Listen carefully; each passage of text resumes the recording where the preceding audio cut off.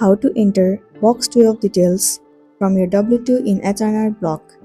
While the Box 12 on your W-2 form contains additional compensation or benefits provided by employers, along with specific codes that explain what the amount represents.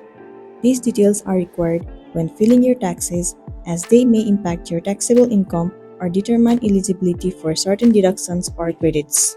So how you can enter the Box 12 details? You can do this by visiting the link H&R Block Understanding from Box 2 using W-2 form. So in this page, you will be able to get all the information that you will need. You can simply start by logging into your H&R Block account. Then you have to select the option to start or continue your return. Navigate to the W-2 section. On the main dashboard, find and select Income. There you have to click on Edit Income and then choose Wages from a W-2. Then you have to enter your W-2 information. When prompted, locate the section for Box 12 on the W-2 entry screen. Select the code that matches the letter or combination of the letter number on your W-2 form. After that, you can simply follow the on-screen process and then you'll be good to go.